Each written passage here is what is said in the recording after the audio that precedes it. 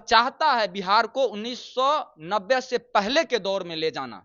ये बेशर्म जो भाजपा के जो मंत्री हैं, गृह मंत्री तरीपार, और ये बेशर्म लोग यह क्यों नहीं कहते हैं जो 1990 से पहले बिहार में दलितों की स्थिति क्या थी। बिहार आएंगे और बिहार के लोगों को यही अनाप शनाप गलत आरोप लगा लगा करके लालू यादव जी के ऊपर, लालू फोबिया से ये लोग ग्रसित हैं। उच्च वर्ग के मीडिया घरानों द्वारा बनाया गया परसेप्शन था। और यह जो कह रहे हैं पांचों पांडव, तो ये पांचों पांडव नहीं है भाजपा के लोग, यह कौरव है, लोकतंत्र की जननी रही है। यहां ऐसे गुजराती तरीपारों को एक शब्द बोलने का हक और अधिकार नहीं है। कितने चीनी मिल और कितने पेपर मिल बिहार में बंद हुए हैं, यह डाटा भी अमित शाह को बताना चाहिए। तो विलेन बना करके समाज में परोस करके डर दिखा करके सत्ता में आ जाना बहुत बहादुरी नहीं है। हाल ही में अमित शाह बिहार दौरे पर आए हुए थे। बिहार दौरे पर उन्होंने लगभग 18 से 20 मिनट के भाषण में लालू प्रसाद यादव का कई बार नाम लिया, 18 से 20 बार। सोचिए, अगर कोई केंद्रीय मंत्री बिहार आता है और सिर्फ लालू प्रसाद यादव को टारगेट करता है और आकर ये बोलता है कि लालू यादव के शासनकाल में यानी 1990 से 2005 तक बिहार में हत्या, डकैती, रेप, मर्डर, बलात्कार, लूट, कांड, ये सब अपने चरम सीमा पर था। और 1990 से 2005 तक लालू के शासनकाल में बिहार में जितनी भी चीनी मिलें थी, सभी के सभी बंद हो गई। हमारी अगर शासन आती है, अगर हमारी सरकार बनती है, एनडीए की 5 पांडव मिलकर अगर सरकार बनाते हैं, तो हम लोग फिर से जो बिहार में चीनी मिलें बंद पड़ी हुई हैं उसको चालू कराने की कोशिश करेंगे, काम करेंगे। लेकिन अमित शाह को तो याद होना चाहिए कि बिहार में उन्हीं की सरकार है, या नीतीश कुमार की सरकार है, एनडीए की सरकार है। इस मुद्दे पे बातचीत करते हैं, सोशल जस्टिस आर्मी के संस्थापक गौतम आनंद जी हैं, बातचीत करते हैं। जानते हैं गौतम जी, अमित शाह बिहार दौरे पर आते हैं और अपने 18 से 20 मिनट के भाषण में लालू प्रसाद यादव का 18 से 20 बार नाम लेते हैं। इसको कैसे देख रहे हैं आप लोग?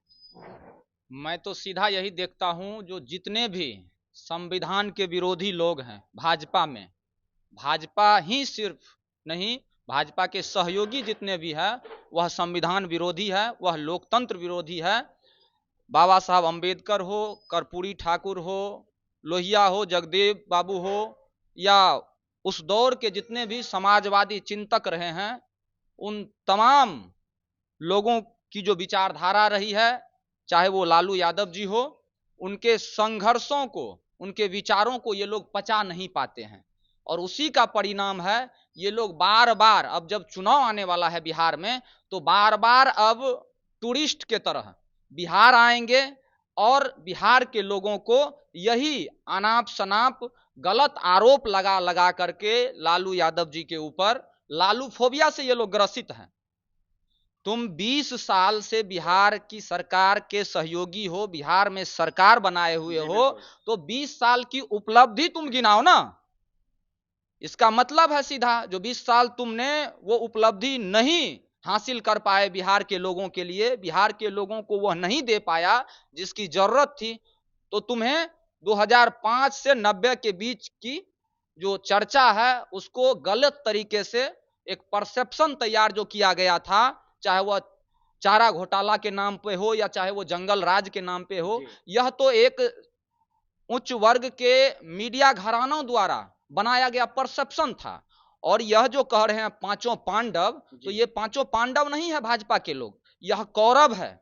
और कौरव के तरह इसका 2025 के चुनाव में हार निश्चित है, क्योंकि यह चाहता है बिहार को 1990 से पहले के दौर में ले जाना।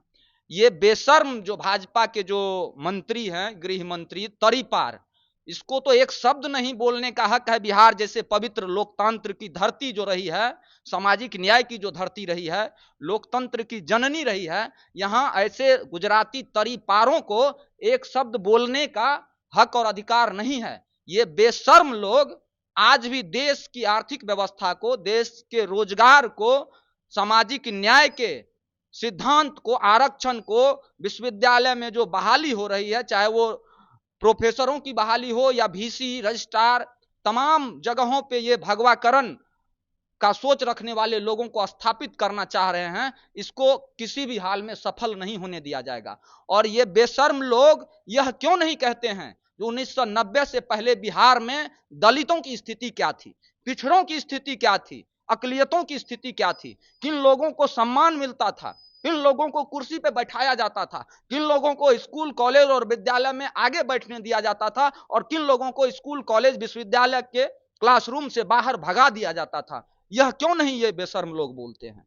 तो सीधा इसका मतलब है, अमित शाह आए, नरेंद्र मोदी आए, और देश को तो नरेंद्र मोदी और उसका पूरा कौरव टीम ने डुबा दिया है, लूट लिया है, गरीबों के पैकेट से पैसा खींच लिया है, और वह दिखाता है जो हम किसानों को पैसा दे रहे हैं। एक तरफ महंगाई चरम सीमा पे है, एक तरफ बेरोजगारी चरम सीमा पे है। एनसीआरबी का डाटा आप निकाल के देखिए, 1990 से 2005 का और 2005 से लेकर के 2025 का, जो वो आरोप लगाता है, जो अपराध, बलात्कार, लूट, झूठ, हत्या, तो वह डाटा है, वह सरकार का डाटा है। और सरकार के डाटा को आप मिलाइए 1990 से 2005 तक और 2005 से 2025 तक, तो किसके डाटा में क्या फर्क है। आज बेरोजगारी क्या स्थिति है बिहार में, वह किसी से छुपा हुआ नहीं है।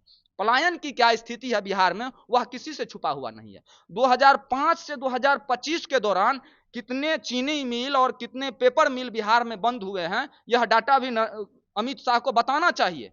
लेकिन अमित शाह का तो ये कहना है ना कि लालू के शासनकाल में सभी चीनी मिल बंद पड़ी हुई थी, अगर हमारी सरकार आती है तो इसको चालू कर लेंगे। 20 साल से तो सरकार उन्हीं की है। 20 साल में क्या किए हो तुम? रीगा चीनी मिल तुम्हारे समय बंद हुआ, बनमनखी चीनी मिल का एक एक मशीन काट के तुम्हारे सरकार ने बेच दिया, बैजनाथपुर पेपर मिल का एक एक मशीन को काट करके तुम लोगों ने बेच दिया, और ऐसे दर्जनों चीनी मिल और दर्जनों कल कारखानों को तुम्हारी सरकार ने 20 साल के दौरान बेचने का काम किया है। और तुम आज भी कह रहे हो जो हमारी सरकार आएगी, हमारी सरकार आएगी। 20 साल से तो तुम सरकार में हो, यहाँ की सरकार तुम्हारे साथ केंद्र में है, तो क्यों नहीं तुम चालू किए। और ये जो आरोप लगाता है 90 से 5 तक, तो 90 से 5 तक कितना बजट मिलता था राज्य सरकार को लालू यादव के शासनकाल में, यह भी बताना चाहिए। और 2005 से 2025 में पर बजट में कितना हिस्सेदारी बिहार का रहा है, यह भी बताए। और 2005 से पहले 1990 के बाद बजट की क्या स्थिति थी बिहार के लिए, यह भी बताना चाहिए।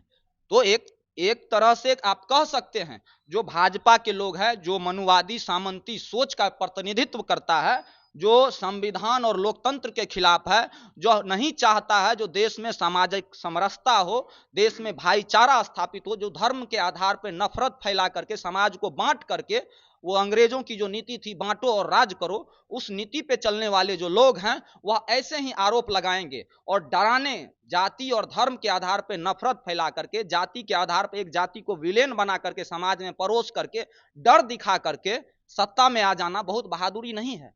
बहादुरी तो यह है, तुम सामाजिक न्याय की बात करके, तुम लोकतंत्र की बात करके, तुम संविधान की बात करके, सामाजिक समरसता और भाईचारा की बात करके, शिक्षा और रोजगार की बात करके अगर तुम सत्ता में आओ तो सही है।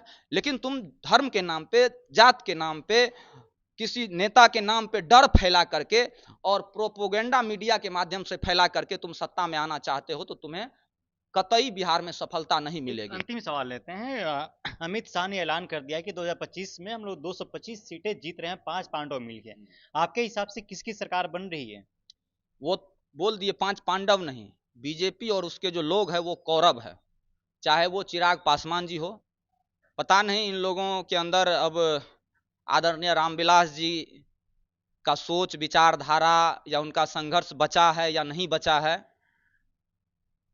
रामविलास जी बहुत बड़े संघर्ष और सोच के नेता थे। वो बहुत बेबाक और न्यायप्रिय विचारों के नेता थे, उनको दिल से मानता हूं। लेकिन अपने ही पिताजी की सोच विचारधारा और संघर्ष को भाजपा के या नरेंद्र मोदी के चरण में रख करके हनुमान बन गए हैं और अपने भी समाज के लोगों के हक अधिकार को भूल गए हैं। बहुत तकलीफ होती है। और जहां तक पांडव की बात है, तो पांडव नहीं है वो, ये लोग कौरवों का फौज है, और कौरवों के फौज को 2025 में हारना होगा। बिहार के हर गांव गरीब में जो रहने वाले लोग हैं, या कॉलेज विश्वविद्यालय में जो पढ़ने वाले लोग हैं, जिनको रोजगार चाहिए, जिनको शिक्षा चाहिए, जिनको न्याय चाहिए, उनके लिए ये सरकार, केंद्र की सरकार हो या वर्तमान की राज्य सरकार, कहीं से भी उचित नहीं है। कहीं से भी उसके हित में नहीं है। इसलिए हर हाल में सरकार बदलनी चाहिए और बिहार के लोग तैयार हैं सरकार बदलने को। शुक्रिया हमसे बातचीत करने के लिए। धन्यवाद। हर हाल में सरकार बदलनी चाहिए और बिहार के लोग तैयार हैं सरकार बदलने के लिए। हमारे भी कुछ सवाल है अमित शाह से कि क्या बिहार में 2005 से 25 तक आपकी सरकार थी और इस सरकार में आपने कितनी चीनी मिलें, कितनी फैक्ट्रियाँ, कितनी कल कारखाने आपने चालू करवाया और बिहार में 2005 से 2025 तक कितनी हत्याएं, कितनी अपराध हुई, इसका भी डेटा अमित शाह को देना चाहिए जनता के सामने। ये मैं भी पूछ रहा हूं और गौतम जी ने भी कहा है, ये सवाल उठाया है अमित शाह से। तो चलिए बहरहाल इस खबर में इतना ही। आप बने रहे द पंचायत के साथ। बहुत बहुत शुक्रिया।